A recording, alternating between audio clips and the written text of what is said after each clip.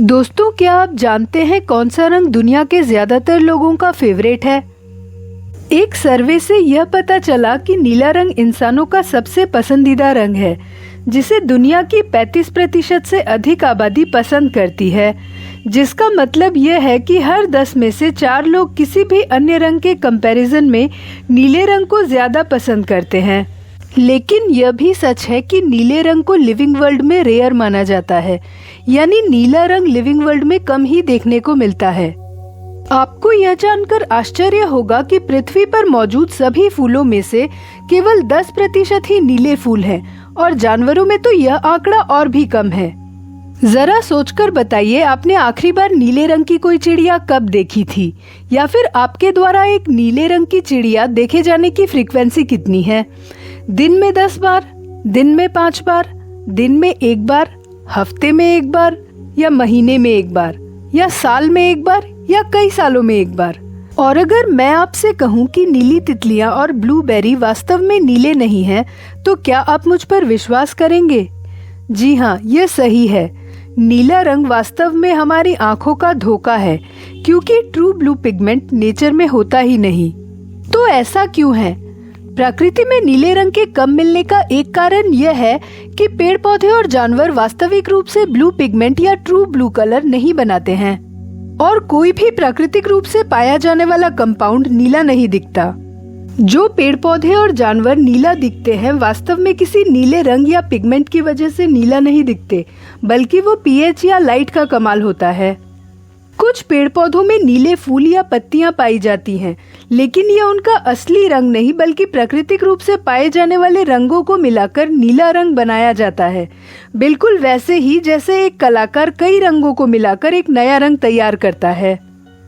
इसके लिए पेड़ पौधों द्वारा सबसे अधिक उपयोग किए जाने वाले पिगमेंट को एंथोसायनिन कहा जाता है, जो प्राइमरीली विजिबल स्पेक्ट्रम के रेड रीजन को एब्जॉर्ब करता है।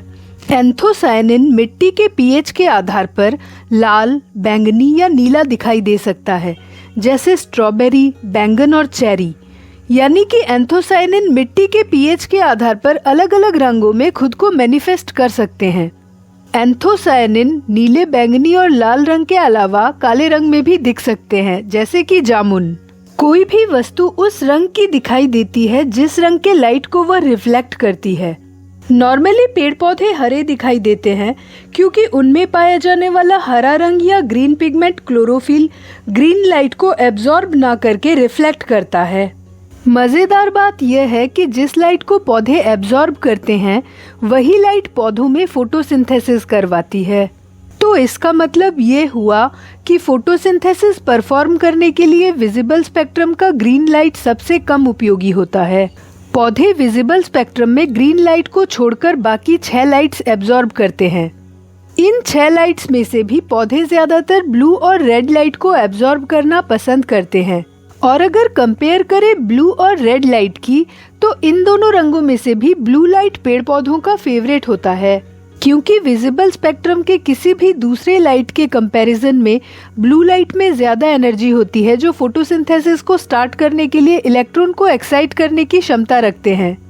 तो यदि पेड़ पौधों में नीली पत्तियां होंगी तो हाई एनर्जी लाइट रिफ्लेक्ट हो जाएंगे, और पेड़ पौधों को केवल लो एनर्जी की लाइट का उपयोग करने के लिए मजबूर होना पड़ेगा, जिससे अंततः पेड़ पौधों का ग्रोथ एंड डेवलपमेंट सीमित हो जाएगा, और ये एक अच्छी रणनीति बिल्कुल भी नहीं है। इसलिए अधिकांश पेड़ पौधे ऐसा करने से बचते हैं, और पेड़ पौधों ने हजारों सालों से खुद को इस तरह से इवॉल्व किया है कि वह ब्लू लाइट को रिफ्लेक्ट ना करे और शॉर्ट वेवलेंथ वाली ब्लू लाइट की हाई एनर्जी कंजर्व हो सके। इसके अलावा यदि ध्यान से देखें तो पेड़ पौधों में ग्रीन, येलो, ऑरेंज और रेड कलर्स ही ज्यादा दिखाई पड़ता है, जिसका एक बेनिफिट यह हो सकता है कि इन लो एनर्जी वाले लाइट को रिफ्लेक्ट करके हाई एनर्जी ब्लू लाइट का कंजर्वेशन।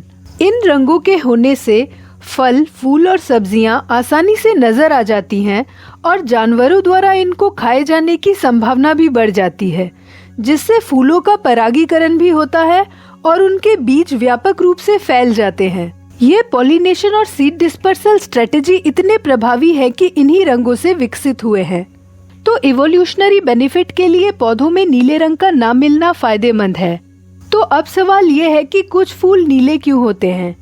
हमारी आंखों में मौजूद फोटोरिसेप्टर्स इलेक्ट्रोमैग्नेटिक स्पेक्ट्रम के लाल, हरे और नीले रंग के प्रति संवेदनशील होते हैं, परंतु कुछ कीड़े इलेक्ट्रोमैग्नेटिक स्पेक्ट्रम को अलग तरह से परसीव करते हैं। जैसे हाइमेनोप्टेरा परिवार से संबंधित कीड़ों के आंखों में जो रिसेप्टर्स होते हैं वे सिर्फ नीले और अल्ट्रावायलेट रेस के प्रति ही संवेदनशील होते हैं। इसलिए इन इंसेक्ट पॉलिनेटर्स को नीले फूल आसानी से दिख जाते हैं, जो कि प्लांट और इंसेक्ट का को-इवोल्यूशन है। ये तो थी प्लांट किंगडम की बात। एनिमल किंगडम में बेहद कम जीव ही नीले होते हैं, जो कि रियलिटी में नीले नहीं बल्कि एक ऑप्टिकल इल्यूजन होता है।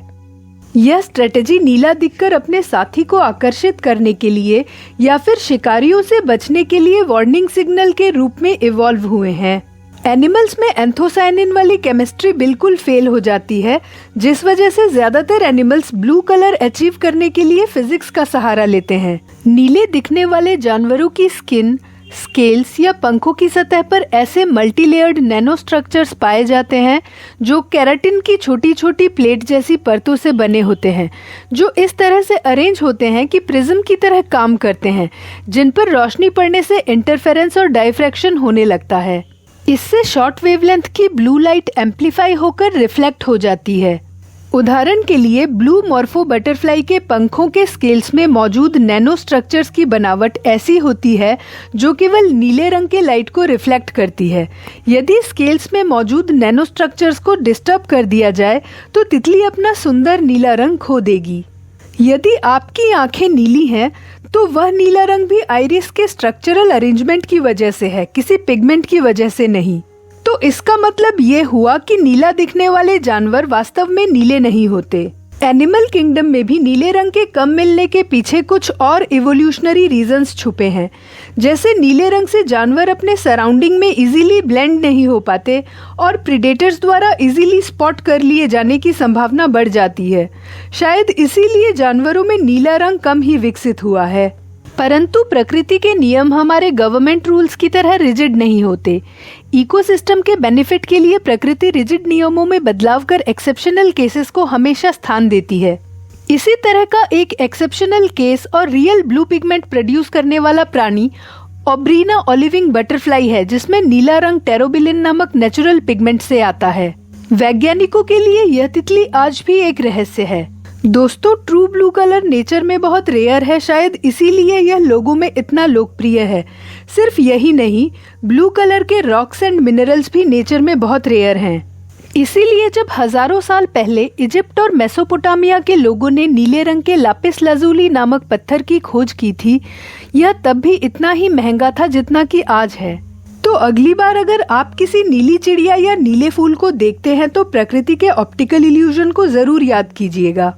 दोस्तों, आपको ये जानकारी कैसी लगी हमें कमेंट्स में जरूर बताएं और हमें लाइक, शेयर और सब्सक्राइब करना ना भूलें। धन्यवाद।